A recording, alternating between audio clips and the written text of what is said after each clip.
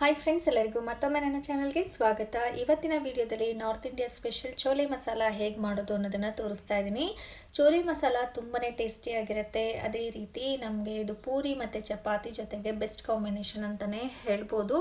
ತುಂಬ ಸುಲಭವಾಗಿ ನಾವು ಮಾಡ್ಕೋಬೋದು. ಸಾಮಾನ್ಯವಾಗಿ ಚೋಲೆ ಮಸಾಲೆ ಮತ್ತು ಪೂರಿನ ಎಲ್ಲರೂ ಹೊರಗಡೆ ಹೋಟೆಲಲ್ಲಿ ತಿನ್ನೋಕ್ಕೆ ಇಷ್ಟಪಡ್ತಾರೆ. ಆದರೆ ಇವತ್ತು ನಾನು ರೆಡಿಮೇಡ್ ಚೋಲೆ ಮಸಾಲ ಪೌಡರ್ನ ಯೂಸ್ ಮಾಡಿಕೊಂಡು ಮನೆಯಲ್ಲೇ ತುಂಬ ಟೇಸ್ಟಿಯಾಗಿ ಹೇಗೆ ಮಾಡೋದು ಅನ್ನೋದನ್ನು ತೋರಿಸ್ತಾ ಇದ್ದೀನಿ.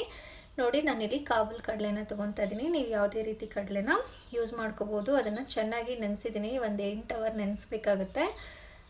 ಅದನ್ನು ನೆನೆಸಾದ್ಮೇಲೆ ಒಂದು 8 to 10 ಅವರ್ಸ್ ನೆನಿಬೇಕು. ಆವಾಗಲೇ ಬೇಗ ಬೇಯೋದು. ಒಂದು ಕುಕ್ಕರ್ಗೆ ಹಾಕ್ಕೊಂಡು ಇದಕ್ಕೆ ನೀರು ಹಾಕ್ಕೊಳ್ಳೋಣ. ನಮಗೆ ಬೇಯಿಸೋದಕ್ಕೆ ಎಷ್ಟು ನೀರು ಬೇಕೋ ಅಷ್ಟನ್ನು ಹಾಕ್ಕೊಂಡು 1-2 ಪಲಾವ್ ಎಲೆನ ಇದರಲ್ಲೇ ಸೇರಿಸ್ಕೊಳ್ಳೋಣ. ಒಂದು ಸ್ವಲ್ಪ ಚಕ್ಕೆನ ಹಾಕ್ಕೊತಾ ಇದ್ದೀನಿ. 4 ಲವಂಗನೂ ಸಹ ಇದರಲ್ಲೇ ಸೇರಿಸ್ಕೊಳ್ಳೋಣ. 2 ಏಲಕ್ಕಿನೂ ಹಾಕ್ಕೊಳ್ಳೋಣ.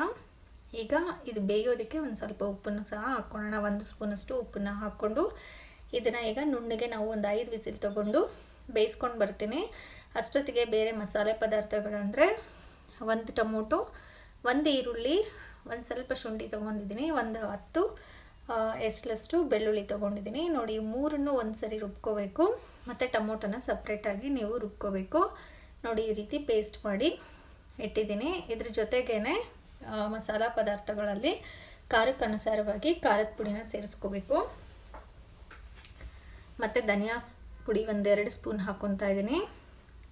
2.5 ಸ್ಪೂನ್ ಖಾರದ ಪುಡಿ ಹಾಕ್ಕೊತಾ ಇದ್ದೀನಿ. ಒಂದು ಸ್ವಲ್ಪ ಗರಂ ಮಸಾಲ, ಒಂದು ಸ್ವಲ್ಪ ಅರಿಶಿನ ಹಾಕ್ಕೊತಿದ್ದೀನಿ. ಇಲ್ಲಿ ನಾನು ಎವರೆಸ್ಟ್ ಅವರ ಚೋಲೆ ಮಸಾಲೆ ಪೌಡರ್ನ ಯೂಸ್ ಮಾಡ್ತಾ ಇದ್ದೀನಿ. ಅದನ್ನು ಒಂದು 3 ಸ್ಪೂನಷ್ಟು ಇಲ್ಲಿ ಸೇರಿಸ್ತಾ ಇದ್ದೀನಿ. ಒಂದು 150ರಿಂದ 200 ಗ್ರಾಮು ನಾನು ಕಾಬೂಲ್ ಕಡಲೆನ ತೊಗೊಂಡಿದ್ದೀನಿ. ಸ್ವಲ್ಪ ಮಸಾಲೆ ಜಾಸ್ತಿ ಬೇಕು ಅನ್ನೋರು ಇನ್ನೊಂದು ಸ್ಪೂನಷ್ಟು ಚೋಲೆ ಮಸಾಲನ ಯೂಸ್ ಮಾಡ್ಕೋಬೋದು. ಉಪ್ಪು ಈ ಮಸಾಲೆಗೆ ಎಷ್ಟು ಬೇಕೋ ಅಷ್ಟು ಮಾತ್ರ ಉಪ್ಪನ್ನು ಸೇರಿಸ್ತಾ ಇದ್ದೀನಿ. ಒಂದು 5 ಹಸಿಮೆಣ್ಸಿನ್ಕಾಯಿನ ತೊಗೊಂಡಿದ್ದೀನಿ. ನೋಡಿ, ಈಗ ಕಡಲೆ ಚೆನ್ನಾಗಿ ಬೆಂದಿದೆ. ಚೆನ್ನಾಗಿ ಬೆಂದಿರಬೇಕು, ಇಲ್ಲ ಅಂತಂದರೆ ನಿಮಗೆ ಅದು ತಿನ್ನೋವಾಗ ಒಂಥರ ಚೆನ್ನಾಗಿರಲ್ಲ. ಅದರಿಂದ ಸ್ವಲ್ಪ ಒಂದು 5ರಿಂದ 6 ವಿಸಿಲ್ ತೊಗೊಂಡು ಚೆನ್ನಾಗಿ ನುಣ್ಣಗೆ ಬೇಯಿಸ್ಕೋಬೇಕಾಗತ್ತೆ. ಮತ್ತು ಇದರಲ್ಲಿ ನಾವು ಹಾಕಿರೋವಂಥ ಚಕ್ಕೆ ಮತ್ತು ಪಲಾವ್ ಎಲೆ ಎಲ್ಲನೂ ಸಪ್ರೇಟಾಗಿ ತೆಗೆದುಬಿಡೋಣ. ಯಾಕಂದರೆ ನಾವು ಮಸಾಲೆ ಎಲ್ಲ ಹಾಕಿದ್ಮೇಲೆ ತಿನ್ನಬೇಕಾದ್ರೆ ಇದೆಲ್ಲ ಬಾಯಿಗೆ ಸಿಗ್ತಾ ಇರುತ್ತೆ. ಆವಾಗ ಟೇಸ್ಟು ಚೆನ್ನಾಗಿರಲ್ಲ, ಒಂಥರ ಡಿಸ್ಟರ್ಬೆನ್ಸ್ ಥರ ಅನಿಸುತ್ತೆ. ಅದರಿಂದ ಲವಂಗ ಎಲ್ಲನೂ ಏಲಕ್ಕಿ ಎಲ್ಲನೂ ತೆಗೆದುಬಿಡಬೇಕು.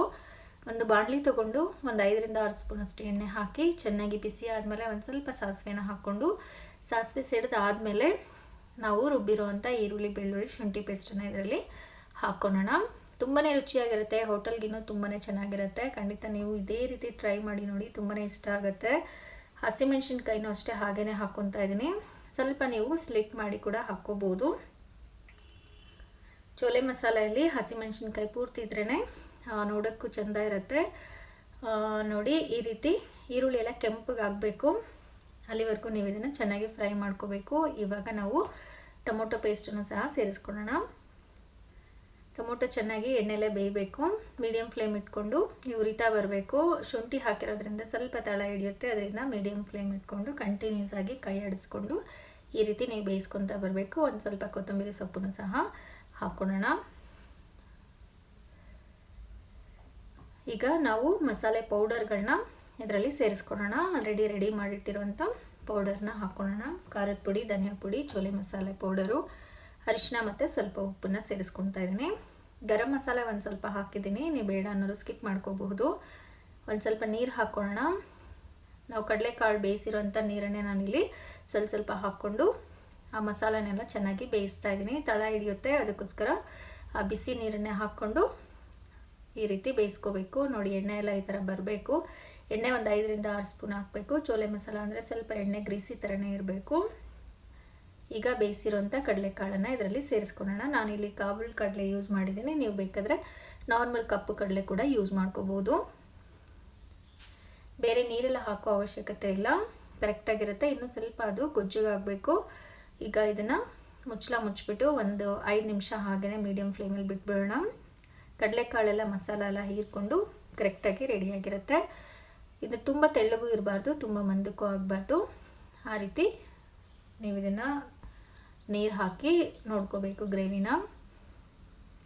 ನೋಡಿ, ಇದನ್ನು ಸ್ವಲ್ಪ ತೆಳ್ಳಗೇ ಆಯಿತು ಅನಿಸುತ್ತೆ. ಇನ್ನು ಸ್ವಲ್ಪ 1-2 ನಿಮಿಷ ಕುದಿದ್ರೆ ನೋಡಿ ಈ ಥರ ಗಟ್ಟಿ ಆಗುತ್ತೆ. ಇದನ್ನು ನೀವು ಪೂರಿ ಜೊತೆ ಸರ್ವ್ ಮಾಡಿ, ತುಂಬಾ ಇಷ್ಟ ಆಗುತ್ತೆ. ಚಪಾತಿ ಜೊತೆಗೂ ಸರ್ವ್ ಮಾಡ್ಬೋದು, ಅನ್ನನೂ ಸಹ ತಿನ್ಬೋದು. ಇದನ್ನು ಸ್ವಲ್ಪ ಗ್ರೇವಿಯಾಗಿ ಮಾಡಿಕೊಂಡ್ರೆ ನೋಡಿ ಈ ರೀತಿ ಕನ್ಸಿಸ್ಟೆನ್ಸಿ ಇದ್ದಾಗ ಸ್ಟವ್ನ ಆಫ್ ಮಾಡ್ಕೊಂಬಿಡೋಣ. ನಾರ್ತ್ ಇಂಡಿಯಾದಲ್ಲಿ ಸಾಮಾನ್ಯವಾಗಿ ಚೋಲೆ ಮಸಾಲೆ ಮತ್ತು ಪೂರಿ ತುಂಬಾ ಫೇಮಸ್ಸು. ಖಂಡಿತ ನೀವು ಸಹ ಟ್ರೈ ಮಾಡಿ ನೋಡಿ, ತುಂಬಾ ಚೆನ್ನಾಗಿರುತ್ತೆ. ಎಲ್ಲನೂ ಚೋಲೆ ಭಟೋರೆ ಅಂತಂದರೆ ಹೊರಗಡೆ ತಿಂತಾರೆ, ಆದರೆ ಮನೇಲೇ ಈ ರೀತಿ ಮಾಡಿಕೊಡಿ, ಎಲ್ರಿಗೂ ಇಷ್ಟ ಆಗುತ್ತೆ. ಅದೇ ರೀತಿ ಒಂದು ಡಿಫ್ರೆಂಟ್ ಆದ ಟೇಸ್ಟು ಸಹ ಆಗುತ್ತೆ. ಖಂಡಿತ ಟ್ರೈ ಮಾಡಿ, ಹೇಗೆ ಬಂದಿತ್ತು ಅನ್ನೋದನ್ನು ನನಗೆ ಕಮೆಂಟ್ ಬಾಕ್ಸಲ್ಲಿ ತಿಳಿಸಿ. ಅದೇ ರೀತಿ ಈ ವಿಡಿಯೋ ನಿಮಗೆ ಇಷ್ಟ ಆಗಿದೆ ಅಂತ ನಾನು ಭಾವಿಸ್ತೀನಿ. ಇಷ್ಟ ಆಗಿದ್ರೆ ಲೈಕ್ ಮಾಡಿ, ಶೇರ್ ಮಾಡಿ ಮತ್ತು ನನ್ನ ಚಾನಲ್ನ ಸಬ್ಸ್ಕ್ರೈಬ್ ಮಾಡಿ. ಅದೇ ರೀತಿ ವಿಡಿಯೋ ಮತ್ತು ನನ್ನ ಚಾನಲ್ನ ನಿಮ್ಮ ಫ್ಯಾಮಿಲಿ ಮತ್ತು ಫ್ರೆಂಡ್ಸ್ ಜೊತೆಗೂ ಸಹ ಶೇರ್ ಮಾಡ್ಕೊಳ್ಳಿ. Thank you.